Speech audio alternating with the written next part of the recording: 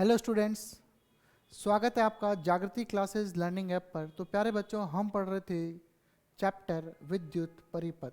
आपको पता है विद्युत के परिपथ जो बड़े ही इंटरेस्टिंग होते हैं। तो इसमें काफ़ी सारी चीज़ें हम पढ़ी और अपना पिछला टॉपिक जो था वो था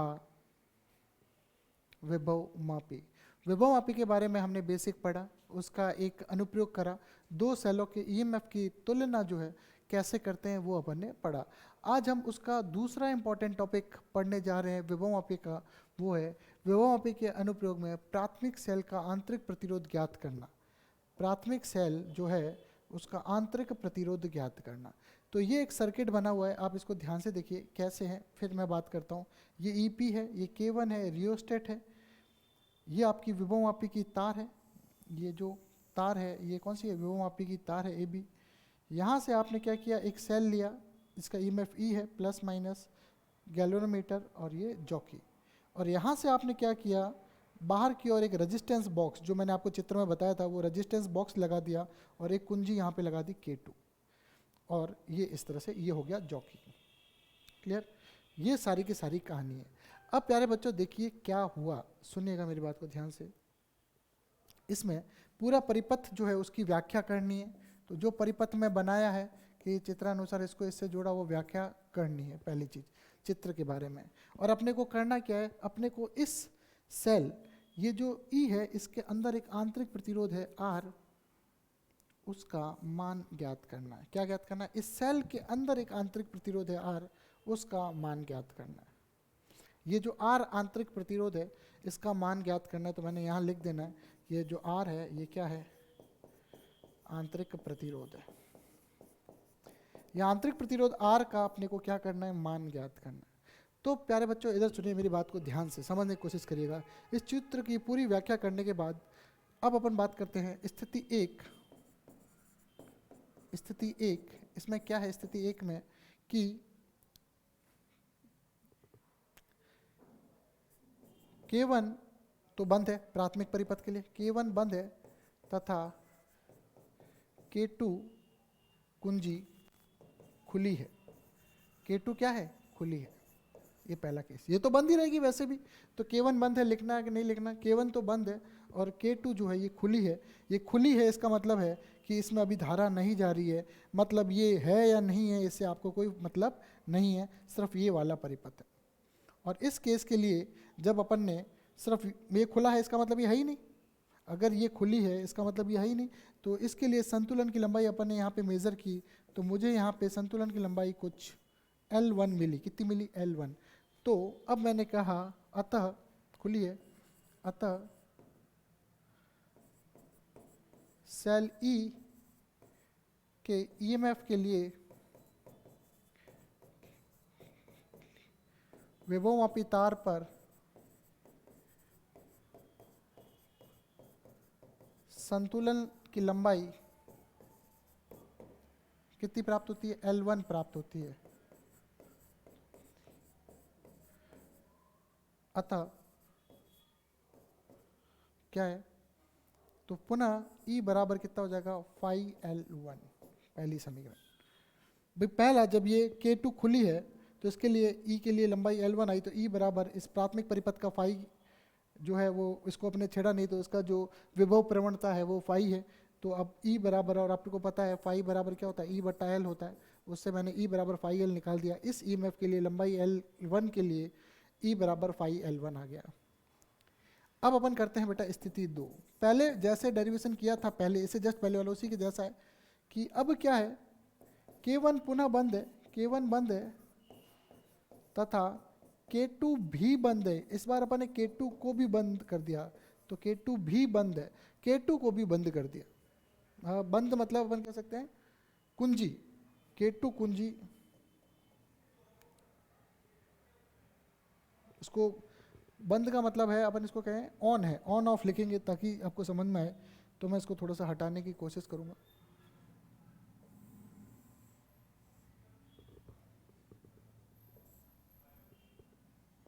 बंद, और इससे आप कंफ्यूज हो जाओगे क्योंकि इसको मैं क्या लिखूं? K1 ऑन है तथा K2 ऑफ है। इसमें K1 ऑन है, K2 भी ऑन अवस्था में है। ये आपको ज़्यादा समझ में आएगा। मतलब ये भी ऑन अवस्था में, इसको भी चालू कर दिया भाई अपन ने। तो ये अगर ऑन है तो अब ये भी ऑन है, ये भी ऑन है। अब क्या होगा, तो संतुलन की लंबाई L1 आई थी, क्यों आई थी L1, पहली कंडीशन में देखना, तो इस पे जो विभव है यहाँ तक, इस पे जो विभव है वो इसके विभव के बराबर था, इसके ईएमएफ के बराबर इसका विभव था, तो समान विभव हो गए। और आपको पता है जब विभव समान होते हैं, जब विभव समान होते हैं तो धारा नहीं बहती है, धारा बहने के लिए विभवांतर का होना जरूरी है। तो जब ये दोनों के विभव समान हो गए तो इसमें कोई धारा नहीं बहेगी, तो IG बराबर कितना प्राप्त होगा, 0, पहली कंडीशन। लेकिन अब इसी कंडीशन में इसको न छेड़ते हुए, इसको यहीं रखते हुए मैंने क्या किया, मैंने इसको चालू कर दिया। इसको चालू कर दिया तो ई ने क्या सोचा, सुनना मेरी बात, ई ने सोचा कि भाई मेरा विभव उसके विभव के बराबर है, तो मैं उधर तो धारा बहा नहीं सकता, क्यों ना मैं इधर धारा बहा दूं। ये रेजिस्टेंस बॉक्स है जिससे मैंने आर प्रतिरोध निकाल दिया था। तो क्या हुआ, आर प्रतिरोध निकला हुआ है तो इसको एक रास्ता मिल गया, ये कनेक्ट हो गया, तो धारा कुछ इधर बहने लग गई, आई धारा इधर बहने लग गई। मेरी बात समझ में आ रही है? तो इससे आई धारा बहने लग गई। इससे जब आई धारा बही तो आंतरिक प्रतिरोध में से भी आई धारा बही, और जब सेल के आंतरिक प्रतिरोध में से आई धारा बहती है तब उसका ईएमएफ ई नहीं रह के टर्मिनल वोल्टता की बात करते हैं। तब उसके सिरों पर ईएमएफ की बात ना करके किसकी बात करते हैं, टर्मिनल वोल्टता की बात करते हैं। और टर्मिनल वोल्टता जो है, टर्मिनल वोल्टता ईएमएफ से सदैव क्या होती है, कम होती है। ईएमएफ से सदैव क्या होती है, कम होती है। तो यहाँ पे जो समीकरण बनेगी, यहाँ पे जो समीकरण बनेगी उसको मैं इधर लिखने की कोशिश करता हूँ, वो होगी V बराबर E माइनस आई आर।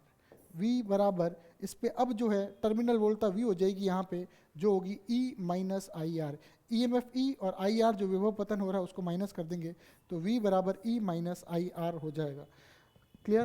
तो अब जो है पहले से विभव जो है टर्मिनल वोल्टता जो है, अब यहाँ पे टर्मिनल वोल्टता आ जाएगी जो कि क्या है, पहले ईएमएफ से कम है, अब कम है, तो अब संतुलन की लंबाई इधर भी क्या हो जाएगी, असंतुलित हो जाएगी। ई के लिए L1 संतुलित था, अब यहाँ पे ई की जगह V आ जाएगा, तो अभी असंतुलित हो जाएगी, V पहले से कम है तो लंबाई भी अब पहले से कम आएगी, तो पूरा सिस्टम गड़बड़ हो गया। फिर अपन ने क्या किया, इस जॉकी की सहायता से संतुलन की एक दूसरी लंबाई ज्ञात की, इस जॉकी की सहायता से संतुलन की एक दूसरी लंबाई ज्ञात की, जो मान के चलो यहाँ आई, कहाँ आई, यहाँ पे। और इस संतुलन की लंबाई को अपन ने बोला L2, क्या बोला, L2। निश्चित रूप से ये L2 पहले वाले से कम होगी क्योंकि टर्मिनल वोल्टता जो है वो ईएमएफ से सदैव कम होती है। प्यारे बच्चों मेरी बात समझने की कोशिश करिए, मैंने क्या कहा, देखो बहुत कठिन है, थोड़ा सा समझने की कोशिश करिएगा। ये नहीं था तो धारा ऐसे बह रही थी, पर अपन ने संतुलन की लंबाई ढूंढी तो ईएमएफ के बराबर लंबाई आई L1। इस L1 की कंडीशन में दोनों का विभव बराबर हो गया, और जब विभव बराबर हो जाता तो धारा नहीं बहती है। इस कंडीशन में गैलोमीटर में संतुलन की स्थिति आ गई, IG 0 आ गया, और अपन ने वो लंबाई मेजर कर ली। अब क्या हुआ कि इसकी अपन ने एक समीकरण भी बना ली। अब क्या हुआ, E बराबर फाई L1। अब क्या हुआ, प्राथमिक परिपथ को अपन ने नहीं छेड़ा, अब अपन ने क्या किया, इस कुंजी K2 को भी ऑन कर दिया। जैसे इस कुंजी K2 को भी ऑन कर दिया, ये रेजिस्टेंस बॉक्स है, इसमें से R प्रतिरोध निकला हुआ है, कोई भी मान निकला हुआ है, मैंने आपको बताया था कैसे निकालते हैं। जैसे ही इधर ऑन किया तो इसको लगा कि भाई उधर तो धारा नहीं जाने दे रहा, लेकिन इधर मेरे को दूसरा रास्ता मिल गया है, धारा तो बहेगी। पानी है, पानी को एक जगह रोक दिया जाता है और उसको अगर दूसरा रास्ता मिल जाता है तो पानी उधर भी प्रवाह अपना बना लेता है, तो धारा इधर बहने लग जाएगी। जब धारा इधर बहने लग जाएगी तो यही धारा इसके आंतरिक प्रतिरोध में से भी जाएगी, और जब धारा किसी सेल के आंतरिक प्रतिरोध में से जाती है तब उसका ईएमएफ, उसके सिरों पर ईएमएफ ई न रह के टर्मिनल वोल्टता हो जाता है, टर्मिनल वोल्टता हो जाता है। और टर्मिनल वोल्टता और ईएमएफ में संबंध ये है कि अब V जो है, टर्मिनल वोल्टता जो है वो V बराबर E माइनस आई आर होती है। पहले टर्मिनल वोल्टता कितनी थी, E थी, क्यों, क्योंकि I 0 था, I 0 था।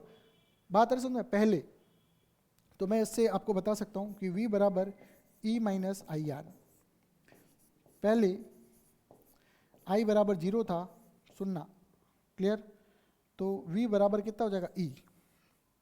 क्लियर, बात आ रही समझ में। लेकिन बाद में जब I बराबर I है तो अब टर्मिनल वोल्टता V बराबर E माइनस आई आर ही होगी। ध्यान से देखना, समझ आया। जब मैंने कहा कि ये सूत्र होता है, जब मैंने कहा कि पहले धारा नहीं है, आंतरिक प्रतिरोध में से कहीं धारा ही नहीं है, तो V बराबर EMF, मतलब टर्मिनल वोल्टा EMF बराबर होते हैं जब धारा नहीं बहती है। लेकिन बाद में जब धारा I बराबर I बहने लगी तो V बराबर E minus I R terminal voltage हो गई, जो टर्मिनल वोल्टा हमेशा EMF से कम होती है। अब इसके लिए संतुलन की लंबाई, ठीक है, तो ये ऑन है। अब या इस स्थिति में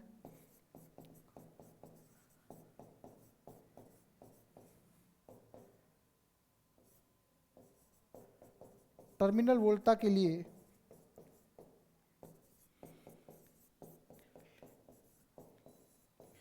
विभवमापी तार पर संतुलन की लंबाई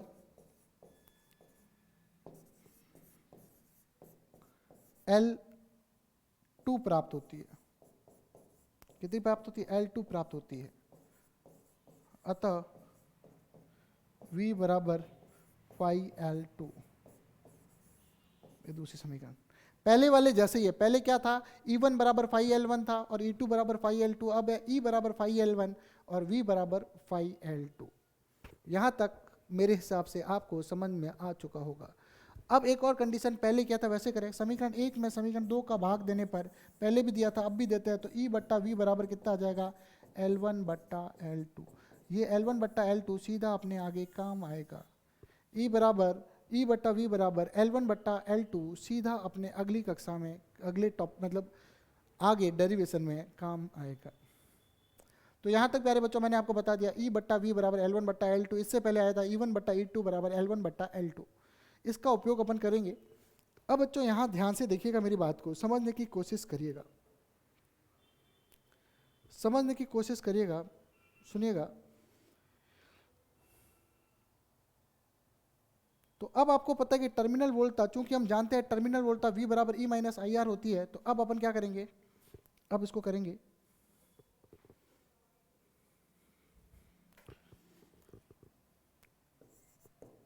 बैटरी के सिरों पर टर्मिनल वोल्टा कितनी होती है, क्योंकि अपने को आंतरिक प्रतिरोध निकालना है इसलिए करना पड़ रहा है सब कुछ। टर्मिनल वोल्टा कितनी है? V बराबर E माइनस आई आर। ये होगी समीकरण नंबर 4। क्लियर? V बराबर E माइनस आई आर। मेरे हिसाब से यहां तक आपको कोई दिक्कत नहीं है। अब आप देखिए,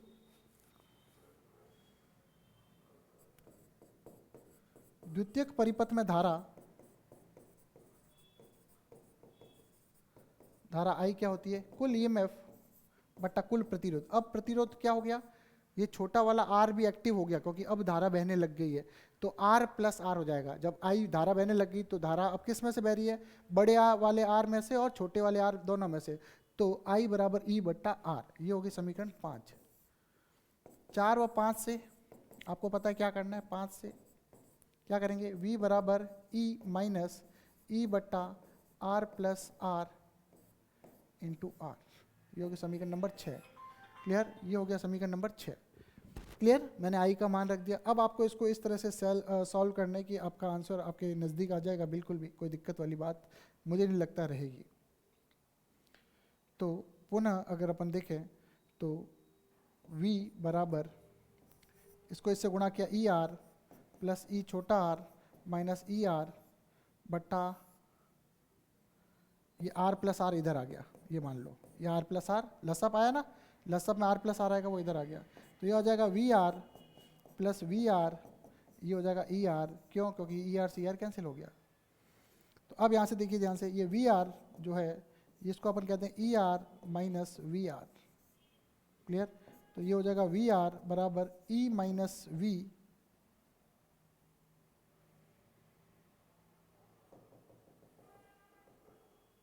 या ऐसा कर दूँ आर बराबर ये हो जाएगा ई बट्टा V into R minus V बट्टा वी इंटू आर। ये कट गया तो अब आर बराबर हो जाएगा ई बट्टा वी माइनस 1 इंटू आर। ये हो गया। अतः आंतरिक प्रतिरोध का सूत्र पुनः, ये मैं पहले भी कर चुका। अतः आंतरिक प्रतिरोध कितना है? अतः आंतरिक प्रतिरोध आर बराबर ये आपका आ गया, ये पहले भी मैं करा चुका हूँ, वापस करा। ई आर बराबर ई बट्टा वी माइनस 1 इंटू आर। साथ ये मैं यहाँ लिख रहा हूँ, अब डेरिवेशन नहीं करता हूँ। समीकरण 7 में समीकरण 3 से क्या रखने पर, मान रखने पर।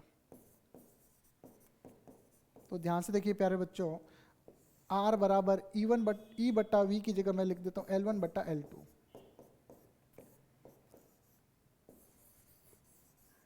इस तरह से आपका फाइनल आंसर आया R बराबर L1 बट्टा L2 माइनस 1 इंटू आर। ये होगी समीकरण नंबर 8। मेरे हिसाब से प्यारे बच्चों यहाँ तक आपको कोई समस्या नहीं है। इस तरह इस सूत्र से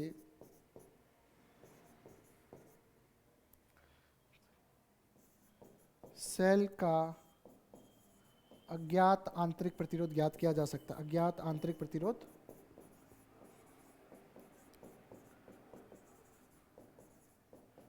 ज्ञात किया जा सकता है। बोर्ड के पॉइंट ऑफ व्यू से ये बड़ा ही महत्वपूर्ण डेरिवेशन है, मेरे हिसाब से इम्पॉर्टेंट। क्लियर? तो R बराबर L1 बट्टा L2 minus 1 into are. Clear? यहां तक कोई दिक्कत नहीं होनी चाहिए, एक बार देख लीजिए भाई।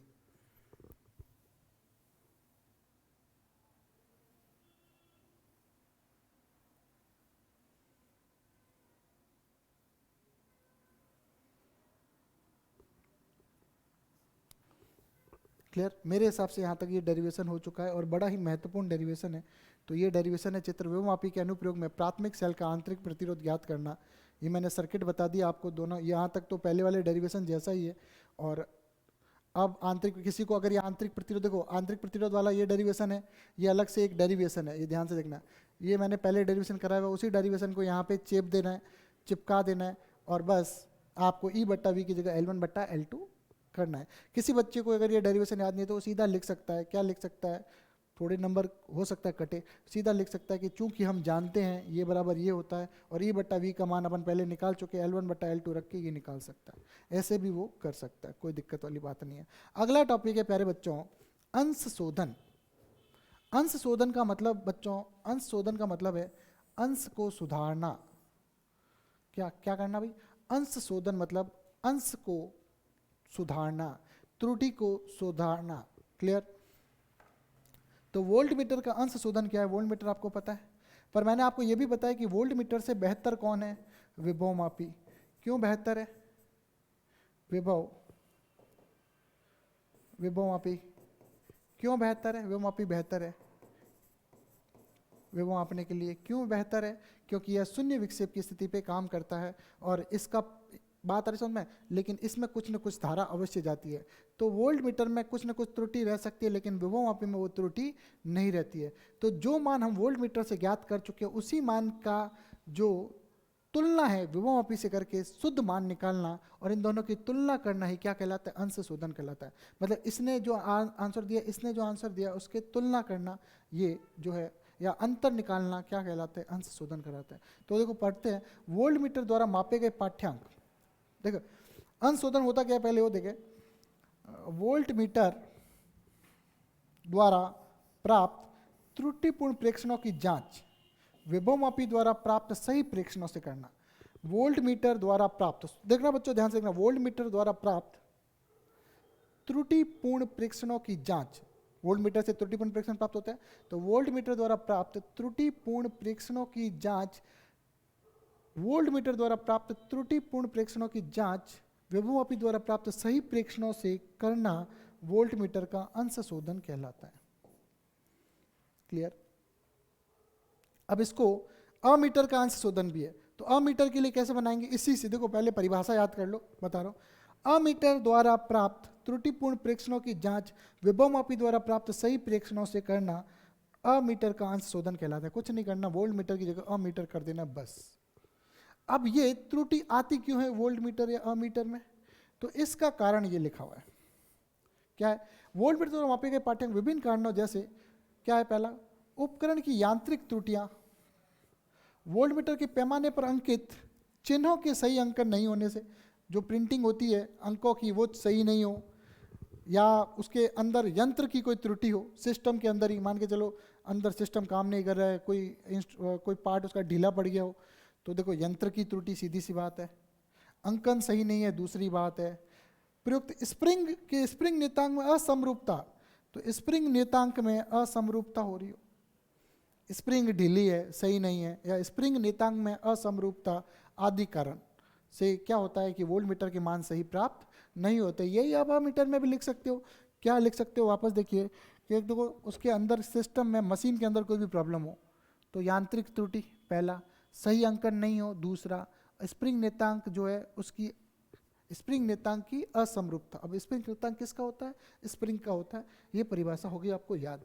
जल्दी चलते, थ्योरेटिकल है, कोई इतना खास इंपॉर्टेंट भी नहीं है। तो अब ये इस तरह से आपके सामने चित्र प्रस्तुत है। क्लियर, इस चित्र को आप गौर से देखिए, थोड़ी देखना पड़ेगा दिमाग में सेट करने के लिए। देखो भाई इसको देखो, जल्दी से देखो, इसको देखोगे तो आपके दिमाग में निश्चित रूप से ये अच्छे से सेट हो जाएगा।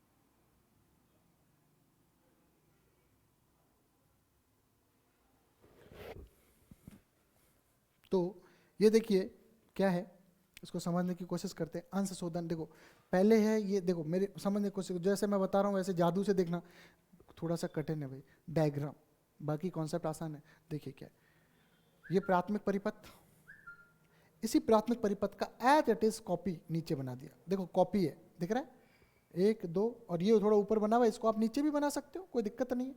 इसको आप यहाँ से जोड़ के और रियोस्टेट आप यहाँ भी बना सकते हो, ऐसे कर सकते हो, कोई दिक्कत नहीं, जैसा आप चाहो वैसा। तो मेरे हिसाब से क्या है, डिट्टो सेम है, बस ये दोनों सेम बना दिए। क्लियर। अब क्या कर दिया, सुनना ध्यान से, यहाँ पे मैंने एक लगा दिया रेजिस्टेंस बॉक्स और उसके समांतर क्रम में लगा दिया एक वोल्ट मीटर। ठीक है भाई, और मैंने इधर एक लगा दिया ई एस, क्या लगा दिया, ई एस। ठीक है, ई एस क्यों लगाया वो भी बताता हूँ, मानकीकरण के लिए लगाया। ये किसके लिए लगाया, मानकीकरण के लिए। 3 बटन है, 1 2 और 3, कोई भी नाम दे दो, एक्स वाई जेड कुछ भी दे दो, गैल्वेनोमीटर और जॉकी, कुछ ज़्यादा दिमाग नहीं लगाना है। ठीक है, एक के साथ एक फ्री का ऑफर है। ठीक है, एक के साथ एक बिल्कुल फ्री, मतलब अगर आपने ये डेरिवेशन कर लिया तो अगला डेरिवेशन जो है वो आराम से समझ में आ जाएगा, कहीं कोई तकलीफ नहीं होगी। तो इस रेजिस्टेंस बॉक्स में से विभव कितना है, V। क्लियर, ठीक है। अब अपन देखते हैं, सुनिएगा, शुरू करते हैं। सबसे पहले मैंने क्या किया, स्थिति 1, सब कुछ चालू है। ठीक है, तो ये ऑन है, देखो ये ऑन है, पहली चीज़ मैं लिख देता हूँ, और ये भी ऑन है। क्लियर, भले ही ऑन है ऑफ है पड़ा है उससे कोई मतलब भी नहीं है, क्योंकि यहाँ से देखो इस लूप में धारा बहेगी तो बहेगी, उससे अपने को मतलब नहीं है। तो अपन ये कह सकते हैं, अपन ये कह सकते हैं, क्या कह सकते हैं अपन, देखो अपन अपने लैंग्वेज से लिख लेते हैं। ऑन इसको रखो नहीं रखो कोई फर्क नहीं पड़ता, क्योंकि इससे इससे कोई फर्क नहीं पड़ेगा, इससे इसमें धारा वैसे भी नहीं घुसेगी, तो कोई फर्क नहीं पड़ेगा। अगर रखना है तो रखो, नहीं तो कोई दिक्कत नहीं है। मैं तो कह रहा हूँ पहला K1 ऑन है, K2 के मध्य भी परिपथ चालू है, पहला केस। ऐसी स्थिति में क्या करें, ये मानकीकरण के लिए कर रहे हैं, तो जब मैंने इसको इससे जोड़ा, सुनना, मैंने इसको इससे जोड़ा तो संतुलन की लंबाई आई, मान के चलो कितनी, L, कितनी आई, L, कितनी आई, L। ठीक है, मैं इसको मान दो संतुलन की लंबाई L1 आई, चलो ES के लिए L1 आई, तो मैं इसको क्या लिखूंगा, ध्यान से देखिएगा, फाई बराबर ES बट्टा L, या मैं ऐसे कह सकता हूँ ES बराबर फाई L1, पहली समीकरण। क्लियर, तो अब देखो फाई का मान यहाँ से मैंने निकाल दिया ES बट्टा L1, कोई दिक्कत वाली बात नहीं है, क्योंकि मुझे फाई का मान चाहिए था। मानकीकरण के लिए ये प्रोसेस मैंने किस लिए किया है, स्थिति 1 का, सिर्फ और सिर्फ प्राथमिक परिपथ के मानकीकरण के लिए मैंने कर दिया, फाई का मान मुझे आ गया। अब मैंने क्या किया, स्थिति 2 K1 पुनः ऑन है, वो तो प्राइमरी सर्किट है, ऑन ही रहेगा।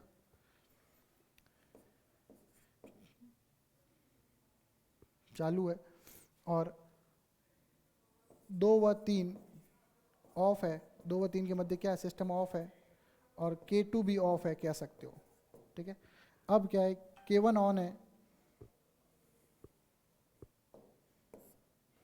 K1 ऑन है, K2 भी क्या है, ऑन है। 2 व 3 के मध्य भी सिस्टम क्या है, ऑन है। केवल 1 और 2 के मध्य 1 व 2 के मध्य ऑफ है, सिस्टम क्या है, ऑफ है। कुंजी बंद है लिख सकते हो, कुंजी क्या है, ऑफ है, बंद है। 1 और 2 के मध्य क्या है, कुंजी ऑफ है, ठीक है। बाकी सब ऑन है, 1 और 2 के मध्य ऑफ है। अब क्या करेंगे सुनिएगा, तो जैसे ही मैंने अब यहां से इसको हटा के इससे जोड़ा, तो जैसे ही मैंने इससे जोड़ा तो अब क्या होगा, ध्यान से देखिएगा, अब क्या होगा, ध्यान से देखिएगा। अब इस विभव के अकॉर्डिंग सुनना, इसके अकॉर्डिंग यहाँ पे मुझे संतुलन की लंबाई मिलेगी। क्लियर, संतुलन की लंबाई मान के चलो मुझे यहाँ मिल गई, कहीं यहाँ मिल गई। क्लियर, तो ये जो संतुलन की लंबाई मिलेगी मुझे, मैंने इसको बोल दिया L2। क्या बोल दिया, L2। क्लियर, ये एक परिपथ हो गया, इसके लिए संतुलन, अभी यहाँ पे भी कुछ ना कुछ विभव होगा, ठीक है। यहाँ का विभव किसके कारण आएगा, इसके कारण यहाँ पे विभव आएगा, और उस विभव के लिए संतुलन की लंबाई मैंने यहाँ पे निकाल दी। वापस देखिएगा भाई, इस पे विभव कैसे आएगा, प्रतिरोध के ऊपर, तो प्रतिरोध कोई विभव तो जनरेट करता नहीं है। तो इस ईएमएफ के कारण जो इसमें से धारा बह रही है, सुनना मेरी बात को ध्यान से, इसमें तो इसका क्या आएगा, विभव, और इसका अंदर जो विभव आएगा, विभवांतर आएगा, वो किसके द्वारा, वहाँ जॉकी पे संतुलन प्राप्त करेगा। भाई देखो, मैं पहले कह रहा हूँ, कोई रेजिस्टेंस बॉक्स धारा पैदा नहीं कर रहा, इसके अंदर धारा लाने के लिए अपन ने नीचे एक सिस्टम लगाया है, same to same primary circuit जैसा। तो इस ईएमएफ के कारण इसमें धारा बह रही है, आई धारा बह रही है, फॉर एग्जांपल मानो आई धारा बह रही है, तो इसमें आई धारा बह रही है, तो क्या हो गया, इसका प्रतिरोध यदि आर है, तो इसका विभव ड्रॉप V बराबर कितना हुआ, आई आर के कारण, इस विभव V के कारण संतुलन की लंबाई अपने को यहाँ पे L2 मिलेगी। तो अब L2 संतुलन की लंबाई मिल रही है, तो मैं क्या लिखूँगा, V बराबर जो है V बराबर इस V या V डैश कह देते हैं, V डैश R पर विभव पतन V डैश। V तो वोल्ट मीटर नाप रहा है, वो अलग है, वोल्ट मीटर नाप, तभी तो तुलना करेंगे। तो V डैश कितना होगा, V डैश बराबर हो जाएगा 5L2।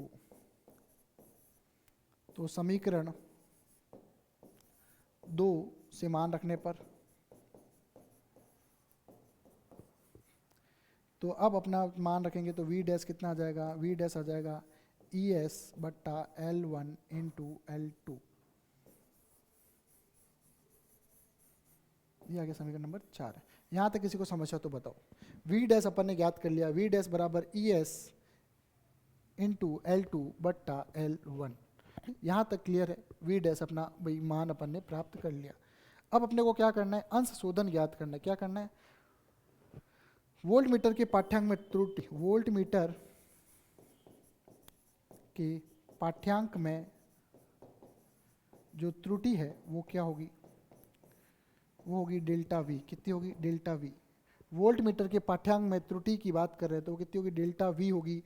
वोल्ट मीटर के है तो मतलब वोल्ट मीटर का वी माइनस जो अपन ने नापा है वी डैश, तो वी माइनस वी डैश ज्ञात करेंगे।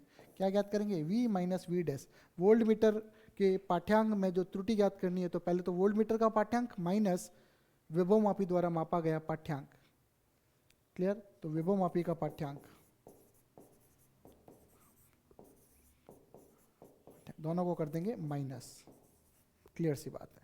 बस अब जो है अपन क्या करेंगे, अब डेल्टा वी और वी के मध्य ग्राफ बनाएंगे। अब क्लियर है भाई, यहाँ तक समझ में आ गया। तो बस अपन ने यहाँ से अपने को संतुलन की लंबाई प्राप्त हो गई। तो यहाँ से देखो दो चीज़ें, एक ये विभव, ये तार विभव नापती है तो इस तार का विभव आ गया, और एक इसका विभव आ गया। इसका विभव और इसके विभव की क्या करेंगे, इसका विभव आएगा वी डैश और इसका विभव वी जो दिखा रहा है वोल्ट मीटर। तो इन दोनों के जो अंतर होगा वही क्या होगा, त्रुटि होगी, अंश शोधन होगा। प्यारे बच्चों ध्यान से देखिए, थोड़ा सा कॉम्प्लिकेटेड डायग्राम है बस, और डायग्राम मैंने आपको याद करने का तरीका बताया कि ऊपर वाला है उसका एज इट इज़ कॉपी नीचे, यहाँ पे एक रेजिस्टेंस बॉक्स, उसके ऊपर बना देना एक वोल्ट मीटर, उसके पास से नंबर 3 निकाल के कहानी, ठीक है।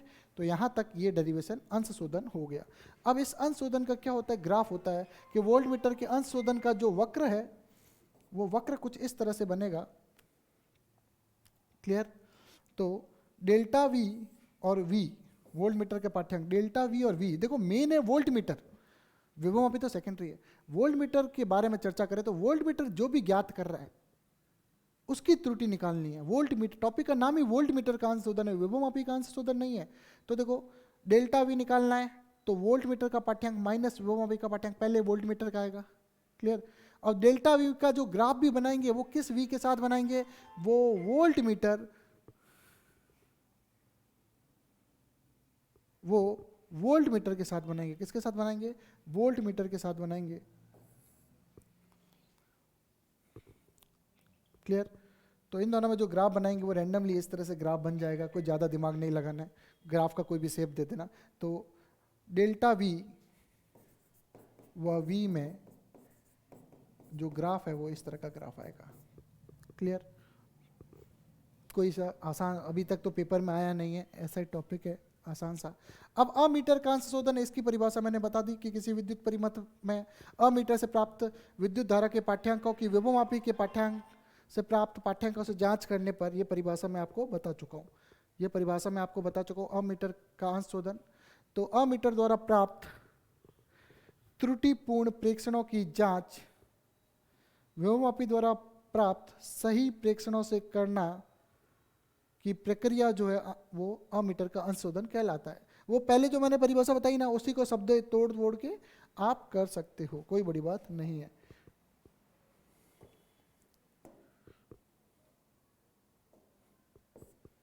ठीक है, अब इधर देखिए, ये आ गया सेम सेम सिस्टम है, मेरी बात सुनिएगा, सेम सिस्टम है, सेम डायग्राम है। आपने देखा कि यहाँ पे अपन ने लगाया हुआ था वोल्ट मीटर और यहाँ से नंबर 3 निकाला हुआ था। तो अब आप देखिए, देखो यहाँ पे मैंने क्या बनाया हुआ था, वोल्ट मीटर, इस तरह से, क्लियर। ये था वोल्ट मीटर बना हुआ था रेजिस्टेंस बॉक्स के ऊपर, ये रेजिस्टेंस बॉक्स था, और रेजिस्टेंस बॉक्स, ये अमीटर नहीं था, बस ये अमीटर नहीं था, रेजिस्टेंस बॉक्स था, उसके ऊपर वोल्ट मीटर था, और रेजिस्टेंस बॉक्स से प्रतिरोध आर अपन ने निकाला हुआ था। यही था, सेम चित्र डिट्टो, सेम चित्र था कि भाई इधर आर रेजिस्टेंस बॉक्स था, सुनिएगा मेरी बात को ध्यान से, मैं क्या कहना चाह रहा हूँ। ये रेजिस्टेंस बॉक्स था, इधर वोल्ट मीटर लगा हुआ था, इधर अमीटर नहीं था, और ये 3 नंबर था, सेम कहानी। तो पूरा का पूरा डेरिवेशन सेम है, क्यों है, क्योंकि मैंने आपको बताया था यहाँ पे v बराबर क्या था, आई आर था, कितना था, आई आर था, और जब r का मान अपन यहाँ पे 1 ले रहे हैं, कितना ले रहे हैं, 1 ले रहे हैं, तो v बराबर कितना हो गया, आई हो गया। v बराबर कितना हो गया प्यारे बच्चों, v बराबर आई हो गया। तो जो विभव के लिए आया वही किसके लिए आ जाएगा, धारा के लिए आ जाएगा। पूरा प्रोसेस सेम है। मैं क्या कह रहा हूँ, वापस सुनिएगा, मैं कह रहा हूँ v बराबर आई आर है। अगर यहाँ रेजिस्टेंस बॉक्स से प्रतिरोध जो R है वो 1 निकाले तो v और I बराबर हो गए, तो दोनों के लिए कहानी प्रोसेस क्या आ जाएगा, सेम आ जाएगा। तो प्यारे बच्चों वापस अगर आप चाहो तो ये L1 लंबाई है, पूरा मैं वापस अभी रिपीट करके आपको बताता हूँ। तो एक बार मैं वापस, कुछ नहीं, रेजिस्टेंस बॉक्स का प्रतिरोध जो है 1 निकाला है, तो मैं इसको सबको एक बार हटाने की कोशिश करता हूँ।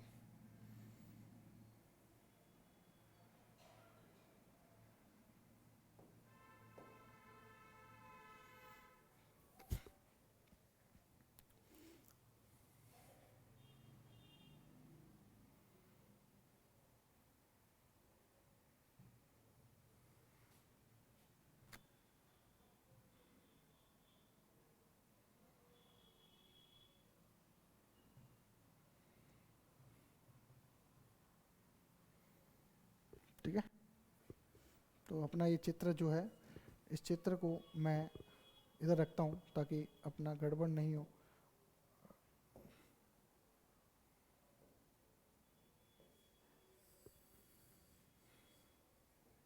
मैं इधर रख देता हूँ चित्र को, उधर वो ऊपर ओवर राइट हो जाएगा, और इसको मैं अभी हटा भी देता हूँ। लो,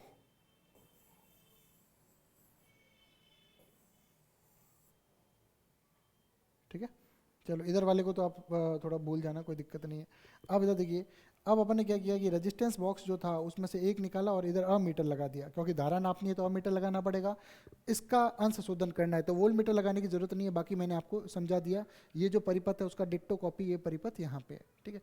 अब इसकी कंडीशन चले तो वापस वही, पहले अपन ने संतुलन की लंबाई इसके लिए ये जोड़ा इसके लिए संतुलन की लंबाई अपने को मिली L1, तो मैंने फिर से कहा आपको ES बराबर फाई L1 पहली कंडीशन, तो यहाँ से फाई का मान आ गया ES बट्टा L1। बोलो ठीक है, ठीक है भाई।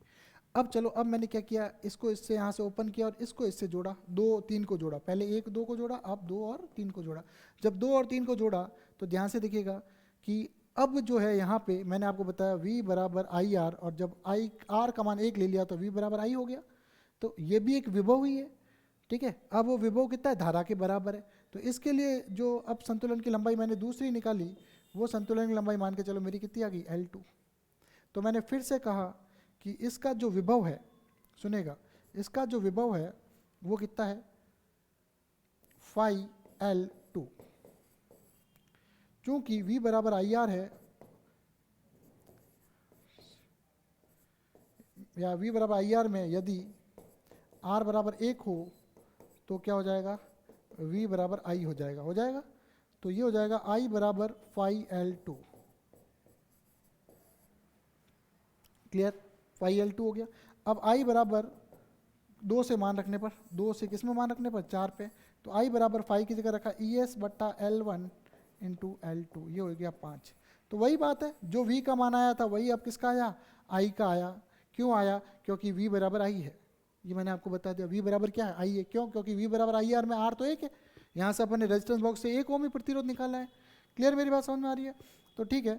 तो अब अपन लिखेंगे अमीटर में त्रुटि कितनी है, अमीटर में जो त्रुटि है वो है डेल्टा आई बराबर, सुनिएगा अब इसको मैं जो है, सुनिएगा ध्यान से, ये अमीटर जो रीडिंग दे रहा है ये तो दे रहा है, तो इस रीडिंग को मैं V नहीं बोल के, ये I नहीं बोल के आई डैश बोल देता हूँ। क्या बोल देता हूँ, I dash. Clear, I dash बोल देता हूँ। तो ये हो जाएगा ओरिजिनल मान अमीटर जो दे रहा है माइनस, मैं इसको लिख देता हूँ, डेल्टा आई क्या है, डेल्टा अमीटर में त्रुटि बराबर अमीटर का पाठ्यांक माइनस विभव मापी का पाठ्यांक, क्लियर, कोई टेंशन वाली बात नहीं है प्यारे बच्चों। तो डेल्टा आई कितना हो जाएगा, अमीटर का पाठ्यांक यदि आई है और विभव मापी का पाठ्यांक यदि आई डैश है, तो इस तरह से डेल्टा आई बराबर आई माइनस आई डैश आ गया। इससे पहले डेल्टा वी बराबर वी माइनस वी डैश आया था, खत्म बात। दोनों डेरिवेशन एक जैसे हैं, पेपर में अभी तक तो आया नहीं है, आगे क्या कुछ कह नहीं सकते। अब डेल्टा आई और आई में जो ग्राफ है, अब डेल्टा आई किसमें, ग्राफ किसमें, डेल्टा आई व आई में, अमीटर के पाठ्यांक में जो ग्राफ है वो कुछ इस तरह का, रैंडमली कुछ भी बना सकते हो, ग्राफ बनाने में कोई दिक्कत नहीं है। तो इसके साथ बच्चों, इसी के साथ आज की क्लास हम यही समाप्त करेंगे। पूरे चैप्टर के जितने भी टॉपिक थे वो सारे टॉपिक अपने पूर्ण हो चुके हैं। अगर आपको इसमें किसी भी प्रकार की समस्या है तो आप हमें व्हाट्सअप नंबर या कमेंट सेक्शन में कमेंट करके अवश्य बताएं। इसी के साथ आज की क्लास हम यही समाप्त करेंगे। आप जो इस बुक के एग्जाम्पल है उस पर फोकस करें, एग्जाम्पल सारे एक बार अच्छे से कर लें, डाउट हो तो आप अवश्य डाउट पूछें। इसी के साथ बच्चों धन्यवाद।